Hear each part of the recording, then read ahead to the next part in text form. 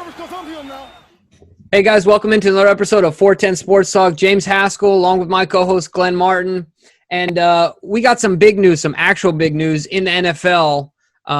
Funny how closely these two stories drop, but George Kittle got a deal done with the 49ers, and Travis Kelce got an extension, got a deal done as well with the Kansas City Chiefs. We're going to talk about the details of those in relation, why this is important to us, to our guy, Mark Andrews. So why don't we start with the guy, the king of the hill right now. I think that's George Kittle.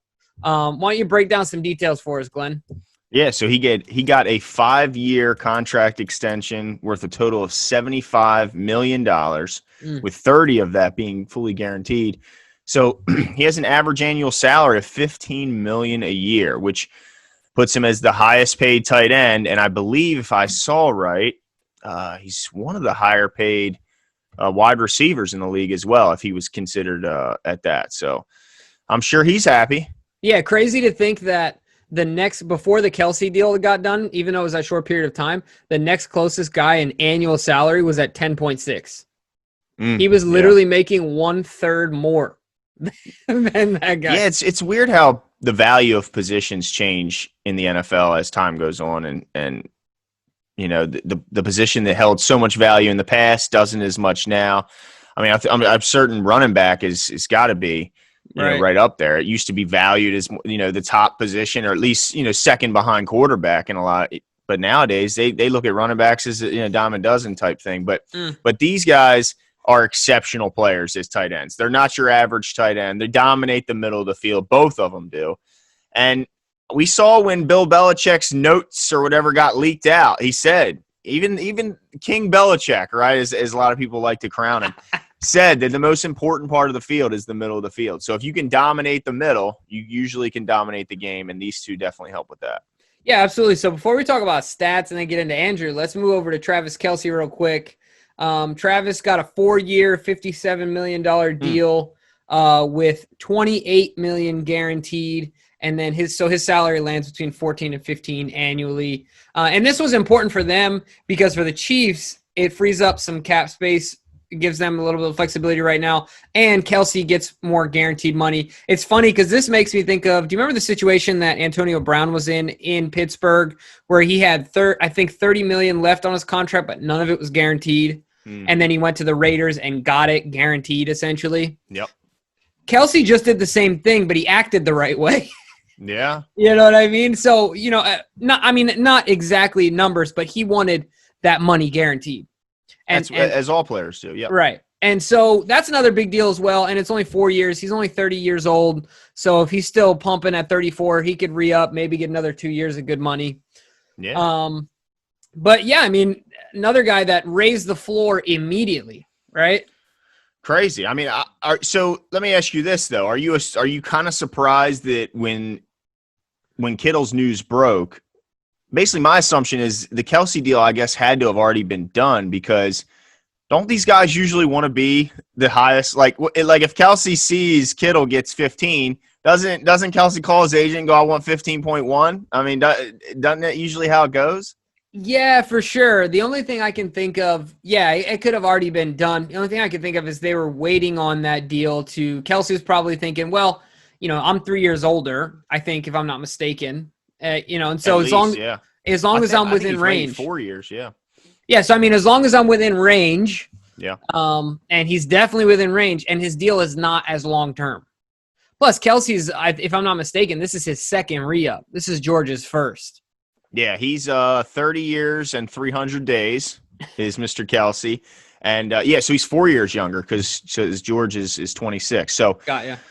Yeah, look, he's not going to starve either way. But I'm just surprised that, because usually guys want to be the highest paid, especially he's coming off of a Super Bowl.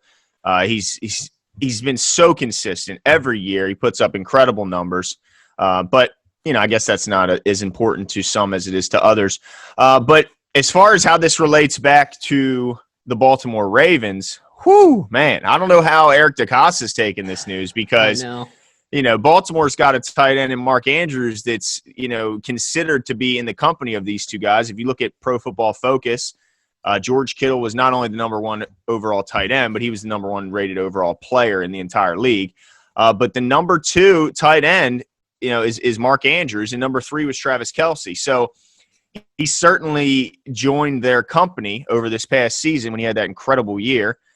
So if I'm Mark Andrews, although he's still, I think, a year away from any type of contract extension and 2 years away from being an unrestricted free agent, he's got to be thinking cha-ching, because going into this year, he's already said it. He's stronger than he's ever been. He has a lower body fat than he's ever had. And with Hurst being out the door, his already insane role is going to look probably to be expanded, and he could even have a better year than he had that last season. So it looks like it's going to be an expensive paycheck if we want Mark Andrews to stay in Baltimore.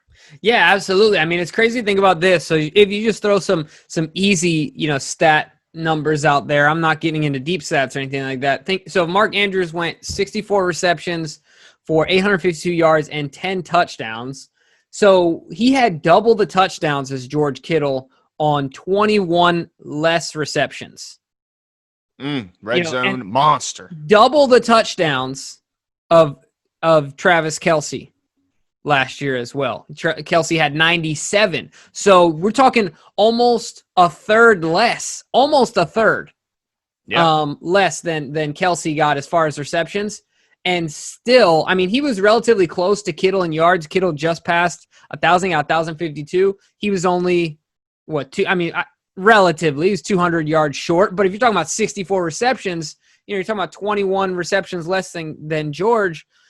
Efficiency-wise, my goodness. I mean, you could argue that he, of the 3, absolutely the most efficient. He had double the touchdowns. At the end of the day, you need to put points on the board. That's the most important thing. I mean, look, and it's not like we have like an abundance of red zone threats in the air when it comes to the air. He was basically our only red zone threat through the air. People knew what we were doing, and he still did it.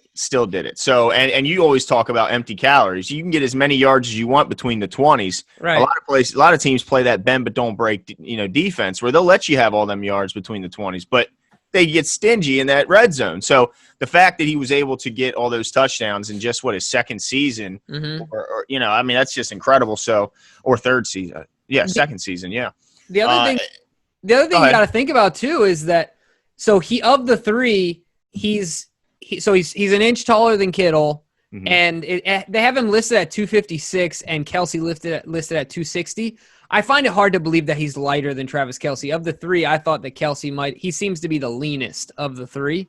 So I found that really surprising. I would bet that if the 3 of them were next to each other, that's the thing people forget. Mark is not just, Dennis Pitta was a great athlete, but different type of humans. Mark is just as bit of athletic, maybe even more athletic, and he's significantly larger. He's a large man. He's not like a smaller, leaner tight end. He's a big dude, which really makes a difference. And also, he played last time we saw him, he was a young 23-year-old man in comparison to a 26 and 30-year-old man. So he's not even done growing and maturing as a man yet. So, we don't know what the true size of Mark Andrews is yet because he just hasn't hit his peak.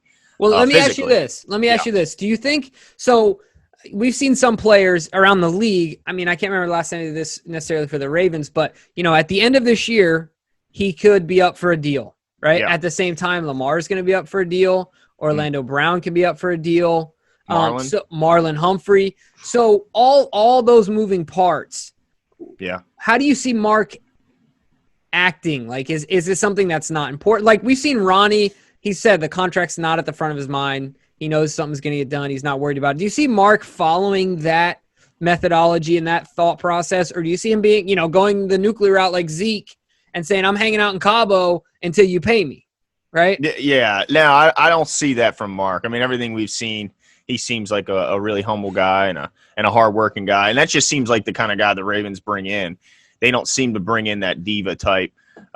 And you look, it worked out for Zeke. So I guess I don't even know if I should, call it that, because when he did show up for camp, although he was training in Cabo, he showed up ready to go and he had a heck of a season. So at least the way Zeke did it, he did it the right way in the sense that he came in prepared, in shape, ready to rock. He didn't come in overweight and all that stuff. But no, I don't see Andrews doing that. I think He knows he's going to get paid. As long as he takes care of business on the field, he'll let his agent, I'm sure, take care of the business on the back end. And either way, whether it's the Ravens or not, Mark Andrews is getting a fat contract if he keeps going this way. Do you think – I mean, I agree with you on those fronts. I also think that he will be, even if it's just for a moment like George Kittle, I think he'll end up having to be the highest paid tight end. Now, the only thing I can say that would motivate him to keep that contract flexible is that I'm sure he wants to keep that core together. And there's going to have to be sacrifices, because I think this is going to be a new segment that we're going to have to start talking about. Like,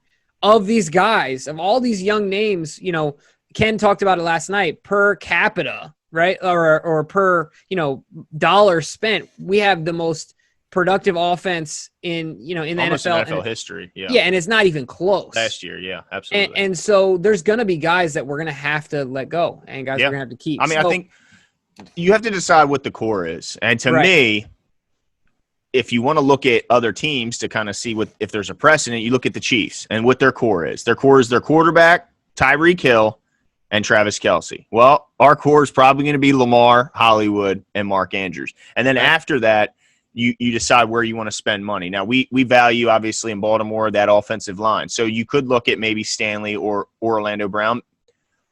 I'm interested to see if they could possibly get both of them signed. That would be tough, signing both your tackles when you know you have expensive positions that you're going to have.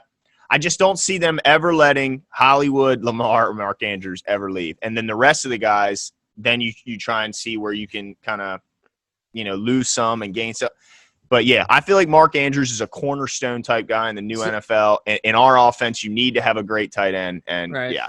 So, keeper, you're booking it now. We're going to keep him. Yeah, he's not going anywhere. He's too good in there's no negative marks on him other than, like, you know, people said he wasn't the greatest block, but he's a willing blocker. And not only that, but he said in his most recent press conference, that was one of the main areas he focused on this offseason, is getting his technique, getting stronger, which he said he's stronger than he's ever been. So I look at that one perceived weakness of his blocking is, you know, becoming more and more strength as his career goes on. So yeah, well, we'll hope that's the case. We'll hope that no one else pushes that floor up any higher before he needs to get. Well, it never goes. It rarely goes down, Jimbo.